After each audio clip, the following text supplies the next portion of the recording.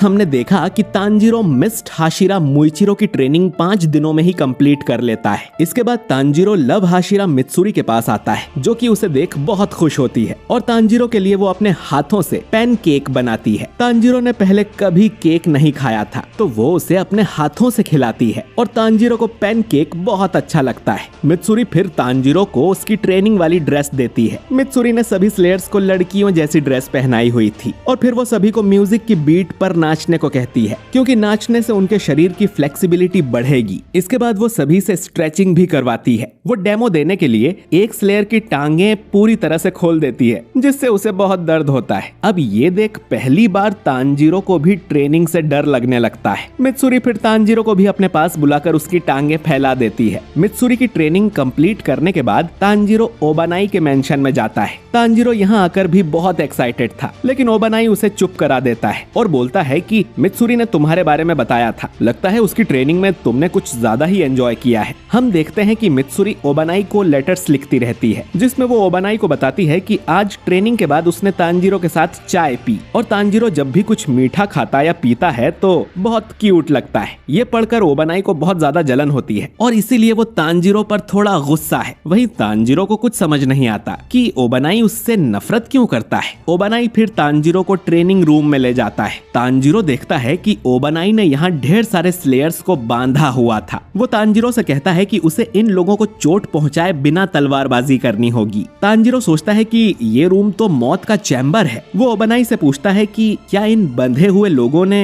कुछ क्राइम किया है, जिस पर ओबानाई कहता है कि हाँ, इनका क्राइम है कमजोर होना, जल्दी नहीं सीखना, मेरा समय बर्बाद करना और मुझे परेशान करना। इसके बाद ओबानाई तांजीरो को दिखाता है कि उसे स्लेयर्स के बीच में बने टारगेट्स पर वार करना है। ओबानाई का निशाना इतनी स्पीड में भी बहुत पक्का था। इसके बाद तांजीरो की बारी थी। उसके पास लकड़ी की तलवार थी, लेकिन चोट तो उससे भी बहुत लगेगी। सभी स्लेयर्स डरे हुए थे और प्रे कर रहे थे कि तांजीरो कहीं उन पर ही ना मार दे। तांजीरो अब धीरे धीरे टारगेट्स को हिट करने लगता है, जो देख ओबानाई गुस्सा हो जाता है कि वो यहाँ ट्रेनिंग करने आया है कि मजाक। फिर ओबानाई तांजीरो से कहता है कि चलो मुझ पर अटैक करो। स्लेयर्स को ना लग जाए इस डर से तांजीरो काफी झिझक रहा था और ओबानाई उसे हरा देता है। ओबानाई तांजीरो को फिर से अटैक करने को बोलता है। इस तरह तांजीरो की ट्रेनिंग चलती रहती है। तांजीरो काफी स्लो था। वहीं ओबानाई की तलवार छोटी जगहों से भी आराम से निकल रही थी, जैसे उसकी तलवार मुड़ रही हो, बिल्कुल एक सांप की तरह। और तांजीरो जब भी स्लेयर्स के बीच में मारता था तो उसे उनकी अंदरूनी आवाज सुनाई दे रही थी, जो कह रही थी कि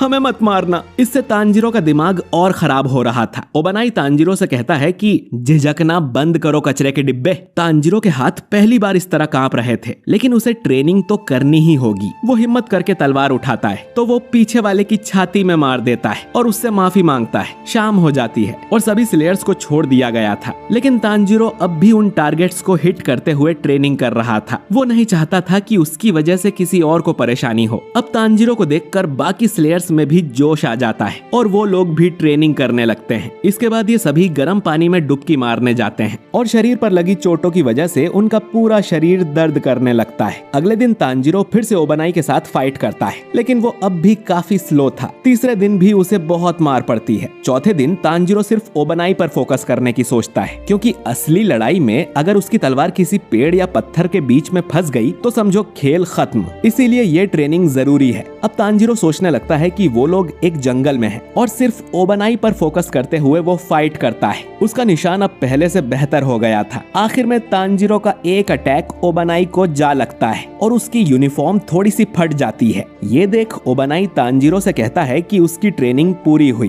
तांजीरो उसे गुड बाय बोलता है। ओबानाई गुस्से में कहता है कि भाड़ में जाओ कचरे के डिब्बे, और खबरदार अगर मित्सुरी से ज्यादा दोस्ती करने की कोशिश की तो। वहीं तांजीरो को समझ नहीं आता कि ये मुझ पे इतना गुस्सा क्यों है। तांजीरो अब सानेमी के मेंशन की तरफ जाने लगता है, लेकिन रास्ते में अचानक ही जेनित्सु उसके सामने आ जाता है, जिसे देख तांजीरो डर जाता है। जेनित्सु रोते हुए तांजीरो से कहता है कि मेरी मदद करो तांजीरो, यहाँ से भागने में मैं बड़ी मुश्किल से यहाँ तक पहुँचा हूँ। मैं छिपकली की तरह दीवारों पर रेंगते हुए यहाँ तक आया हूँ। असल में जेनित्सु सानेमी की ट्रेनिंग से भागने की कोशिश कर रहा था। तांजीरो ने ट्रेनिंग लेट शुरू की थी, इसीलिए इनोसुके और जेनित्सु ट्रेनिंग में उससे आगे हैं। खैर तभी सानेमी यहाँ आकर उसे पकड़ लेता है और कहता है कि या तो ट्रेनिंग पर वापस चलो या मेरे हाथों से मारे जाओ। जेनित्सु रोते हुए कहता है कि अरे थोड़ी रहम करो भाई। उसकी बड़बड़ से सानेमी गुस्सा हो जाता है और एक चॉप मारकर जेनित्सु को बेहोश कर देता है। सानेमी फिर तांजीरो से कहता है कि इसे उठाकर मेरे पीछे आओ। तांजीरो अब सानेमी को भी अच्छे से ग्रीट करता है और कहता है कि आज वो उसकी ट्रेनिंग ज्वाइन करेगा। सानेमी बोलता है कि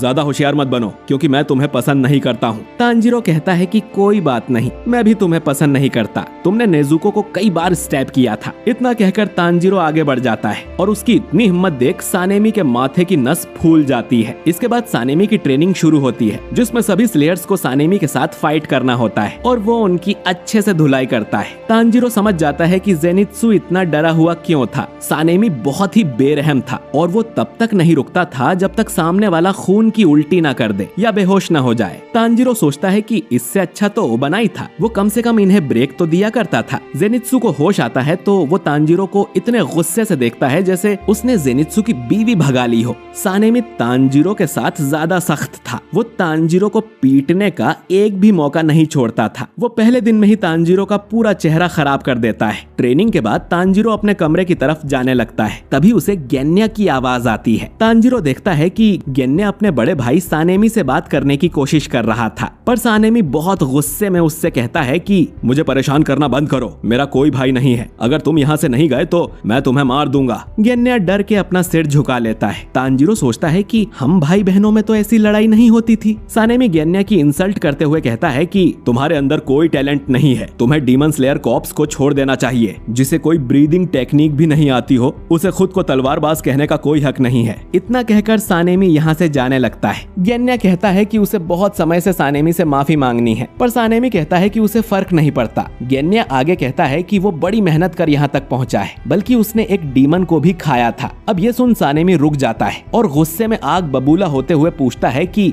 क्या कहा तुमने, एक डीमन खाया है? सानेमी फिर अचानक ही गेन्या के सामने से गायब होकर उसके पास आता है और अपनी उंगली से उसकी आंखें फोड़ने की कोशिश करता है, लेकिन तांजीरो पीछे से आकर गेन्या को बचा लेता है। वो दोनों दीवार तोड़कर बाहर चले जाते हैं। जेनित्सु को लगता है कि अरे वो बेरहम टीचर सानेमी आ गया, चलो मरे हुए होने का नाटक करते हैं। पर जेनित्सु देखता है कि ये तो तांजीरो है। फिर उसे एक डरावनी आवाज सुनाई देती है और सानेमी बाहर आता है, जिसे देख जेनित्सु डर के मारे चिल्लाने लगता है। तांजीरो सानेमी से पूछता है कि क्या वो गेन्या को मारना चाहता है, जिस पर सानेमी मना करता है क्योंकि गेन्या को मारना स्लेयर कॉर्प्स के नियमों के खिलाफ होगा। इसीलिए वो गेन्या को इतना घायल कर देगा कि वो कभी रिकवर ही ना हो पाए। अगर गेन्या अभी डीमन स्लेयर कॉर्प्स को छोड़ के चला जाए तो सानेमी उसे माफ कर देगा। तांजीरो अब सानेमी की बातों से गुस्सा हो जाता है और कहता है कि गेन्या की जो मर्जी होगी वो करेगा, और तुमने कहा था ना कि तुम्हारा कोई भाई नहीं है, तो गेन्या पर हुक्म भी मत चलाओ, भले ही उसमें कोई टैलेंट हो या ना हो। उसने डीमन से लड़ने में अपनी जान की बाजी लगा दी थी। गेन्या के बिना हम अपर रैंक 4 को भी हरा नहीं पाते। अगर तुम उसके भाई नहीं हो तो उसके मामले में टांग भी मत अड़ाओ। सानेमी कहता है कि अगर ऐसा है तो मैं पहले तुम्हारी हड्डियां तोड़ूंगा। सानेमी अब पलक झपकते ही तांजीरो के पास आता है और उसके पेट में जोरदार मुक्का मारता है, पर सानेमी ये देख हैरान हो जाता है कि तांजीरो ने उसका मुक्का अपने हाथ से रोक लिया था। तांजीरो फिर सानेमी की गर्दन पर लात मारता है, जो देख सब शॉक हो जाते हैं और सानेमी नीचे बैठ जाता है। तांजीरो जेनित्सु से कहता है कि गेन्या को लेकर यहाँ से भाग जाओ। जेनित्सु कहता है कि